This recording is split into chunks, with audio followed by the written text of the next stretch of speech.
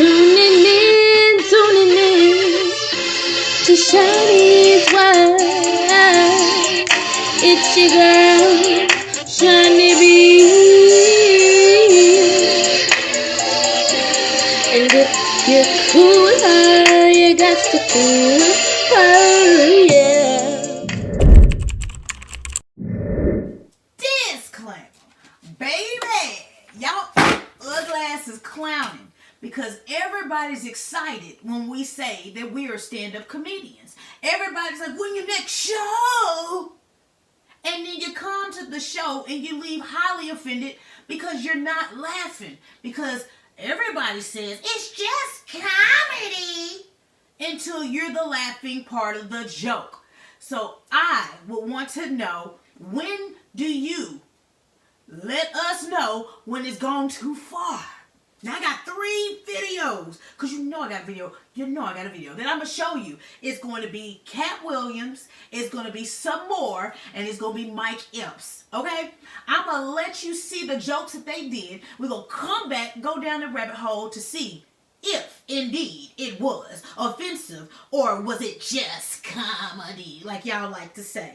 Let's roll these bean footages. Let's go. Happened in Jacksonville, Florida.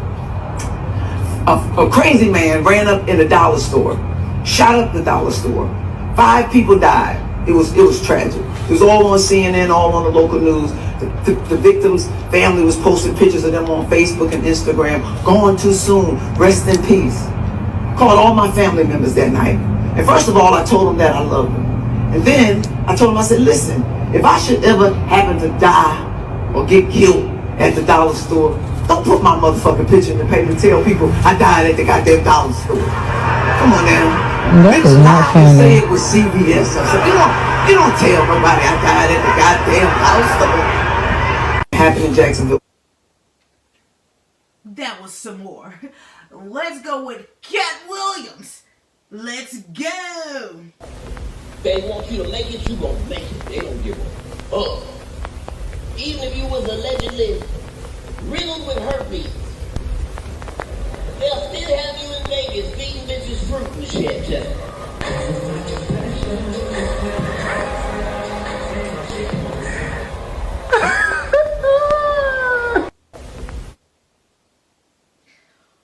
Whew. And this is Mike Epps. Yesterday, 2 days ago, I just seen a brother walking down Sepulveda in Manhattan Beach. He had a suitcase and his 2 kids and his wife. I said, where was you going? He said, I don't know. He said, I was hoping that something like this happened. He said, you got a hotel or something? He said, yeah, it's a joint on Marine called Something Sweets. I went in there. I asked the lady how much the rooms was. She said the room's $500 a night. So I went and told the dude, I said, man, it look like y'all gonna have to keep walking to this room. It's $500 a night. I said, what I could do is pray for y'all. Woo! That was a lot to take in with your ugly ass. So again, my question is it just comedy? Is it truly insensitive? But if you're the one laughing, do you then turn around and say, I shouldn't have laughed? Or do you say, hell no, this was funny? That's what I'm trying to figure out. I have done some material when I first started comedy. My comedy is relatable to me. Things that happen to me, and sometimes things that happen, but it's relatable amongst people. So I might have thought about it. I might have seen a TV show or it's just seen the news, and I make it comedic, okay? Now, is everything funny? Hell no! Not at all with my ugly ass. But comedians have dark humor. So a lot of things that we see, we break it down in our brain, and we come up with the craziest material. Sometimes you just say stuff, you blurt it out, you be like, damn, I shouldn't have said that. But accountability is big. But if you have sat and constructed the joke, you're gonna say it. Now, it's not until you get the backlash if you're gonna care or not. I can't tell you if some more is going to issue an apology. I can't tell you if Kat is going to apologize to Usher. And I damn sure heard Mike Epps apologize because he was on a podcast with Damian Williams and Deion Cole, and when he did it, they laughed, but they was like, bro, this comedy, these folks too sensitive. And then when you read the comments of people that love these people or just see the uproar, they'll say, this is comedy, y'all too sensitive. I have issued an apology or two just on my YouTube channel because stories that I did back in the day, I was reckless. I ain't gonna lie to you. I just found the story and I just went hard. I didn't even think about there were people on the other side that were truly grieving or hurting. But the way I delivered it could have been better. And I had apologized. I made retraction videos and I told myself moving forward, I would do my best to not make my opinion comedically funny that it still hurts. Regardless, it's my perception and it's your perception and your feelings, my delivery. I get that. But I'm big on not trying to hurt people's feelings. So sometimes I do be like, damn, if you hit me up, I'm like, my bad. I missed the mark. My bad. Is it hard to apologize? Absolutely, because you're losing yourself sometimes when you're being yourself. But at the same speed, nobody deserves to hurt. Now, when I heard the Samora joke, I remembered that shooting in Jacksonville because I do news you can use every day. So I'm sure I touched on it. And I was like, woo. Woo. But that was her perception. I'm not saying if I was the family of the person that was the victim that it wouldn't hurt. It would hurt because you're still grieving. Now, did the joke go on? It went on for a minute because she was explaining how to replace her and put her into a CVS versus a dollar store. I don't feel no issues going into a dollar store. Hell, I'm probably their #1 frequent shopper. Hey, y'all still got that on the 2 for $5? Here go my digital coupon. I'm her because I'm going for a bargain. But it just came off insensitive because the people that's still grieving from it, it was specific. She literally told you the joke. She literally told you the situation, and it still was a comedic part of her set.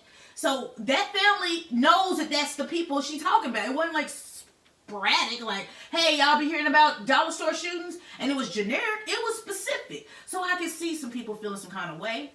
But I don't think she intentionally feels that death was funny. No, it's just comedians have dark humor. And it's not until you're on the end of it where you're like, I don't like this. So they're trying to cancel some more. Am I going to cancel some more? Absolutely not. Because Samora is just another comedian similar to Paul Mooney, similar to Red Fox, similar to Eddie Murphy. They all have said things. Richard Pryor, they've all said things. Dave Chappelle. This was highly disrespectful sometimes, but you laugh. But you weren't on the end of the receiving end of it where it hurt your feelings. Then we had Cat Williams. I didn't want to show y'all the whole set because some of you guys are probably still watching it. But when he did that Usher joke, I knee-slapped the laugh. Because it was so shot fired. I was like, damn! Because subliminally, you know who was handing out strawberries with their hands in Vegas. We knew. And we knew about the allegations. Are they true? We have no idea because that's HIPAA. We don't know people's records. But it was so funny because he made a valid point. People are so free-spirited, they forget. The same thing they was mad about and joking about, they forget. But Cat Williams has always been like Dave Chappelle to me. He talks about stuff that's true. You don't like it, you don't have to watch it. But when he directly made that joke, and I knew he was talking about Usher, and he had the strawberry, and he played the Usher song like that, I said, ooh, what is Usher gonna say? What is Mr. USHERRAYMOND gonna say? Hello? Because that was worse than 50 Cent pettiness. Okay? And then Mike Epps, he just made a statement. Who knows if his joke was even true? Because a lot of times when you're doing one of these little podcasts, I don't want to say little, but when you're doing a podcast or you're just talking to free speech, you say a lot of stuff. Sometimes it's material you're working on to see if this is going to be a joke. Sometimes 80% of it is a lie, 20% of it's the truth. So you're hanging around your homies or your homegirls and y'all just kicking the shits. And that probably never even happened. He probably really did go get that person a hotel, not $500. Because hell, I wouldn't buy you a $500 hotel. Yeah, hell, I might get you a hotel for a few days. But I'm like, I wouldn't even get me a $500 hotel. So when I heard the joke from him, I was like, that's relatable, baby. Because you know I feed the homeless for real. But I still got boundaries of how much I can invest. Because at the end of the day, I got to make it. Or I'm going to be walking with my suitcase. But the joke wrapped itself around priorities and making a decision. So I understood it. But again, we have dark humor. Always tell us, make me laugh, make me laugh. And then when we say something, y'all always be like, what? I don't like that. Okay. And now we have to go and apologize and do whatever. But So I haven't heard some more apologize. And I haven't heard Cat Williams. I have heard Mike Epps. I didn't even hear Dave Chappelle apologize when he talked about the crow or the falcon biting off one of his people's face in the audience and his penis fell out. I didn't hear him apologize, but he never does because he wrote it, he spit it, and he stands on it. Just like some of this music, the drill music, they be talking about y'all dead loved ones all the time. You still be like, so when are you really outraged and uproaring? Like, let me know, when are we picking and choosing what is funny? Because now funny is offensive. Now funny is cancel culture. So let us know. Now again, I'm not doing no jokes like that, but those are those comedians, those are the legendary comedians that have been cracking jokes like that for years. So as a comedian that admires all three, I actually watch all of their stand-up sets and even more people beyond them. And there's always something like, ooh.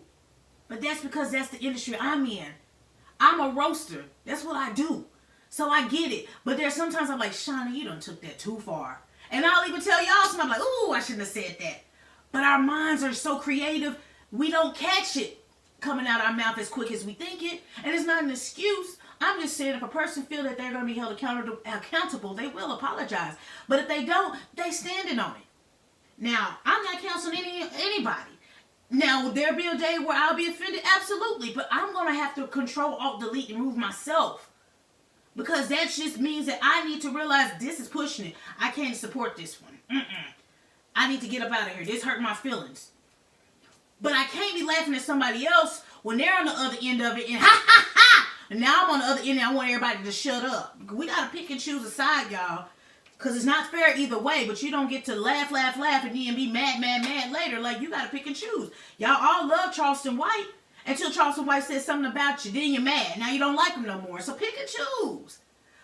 Beyonce said it best. You know, one day you on my, the next day you say, hey, people always do that. That's why you know going into this, you're going to have some people that like you, have some people that don't. But at the end of the day, I'm not counseling them. But I do have empathy for those people that were on the butt end of that joke. Yeah. But like y'all said, it's just comedy. Is it? Let us know. But baby, I'm just the messenger. It's your girl, ShaunieB. If you're cool with your girl, don't fool with your girl. Make sure you check out my website at www.shauniebentertainment.com. Check out the fair gear option to drop donations, but never any pressure to do either of the two because I see the likes, the shares, the comments means the world to me. So I just want to tell you thank you from my lips to your ears to rock with me because y'all could be anywhere in the world, baby. But y'all come keep me company. Hop in the comments because you might not even like stand-up comedy. But I want to know people's perception because everybody says it's just comedy or it's not that bad or damn, y'all too sensitive. Everybody has an opinion, but if you're the person being laughed at, do you now have those same rhetorics like, nah, that you took it too far? Like, when do you supposed to say y'all need to stop? That's not cool. Which side of it are you on?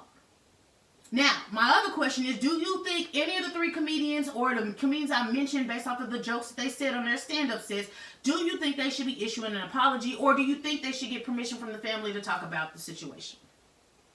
No wrong answers. Oh, baby, it's rough. Whatever you do, you're always going to offend somebody. So you got to be mindful. Somebody's going to say something. They're going to feel some kind of way. They're going to challenge you. You got to be ready for it. You got to. I'm trying to do better every single day. But I just remember saying sorry, and I said I was not going to go that hard no more. I still be going hard, but I'm trying not to go that hard. I'm a work in progress, people. Deal with me and work with me, please. I'm on my way to the good side. But either way, those are the questions that I pose to you. Y'all have fun. Y'all watch these sets, as I mentioned, these little comedy stand-up sets, and tell me what you think about them. And do you feel that it went too far? But until next time, laughter is the true medicine for the soul, okay? So take your dose. Next story, and I'm out this. Peace.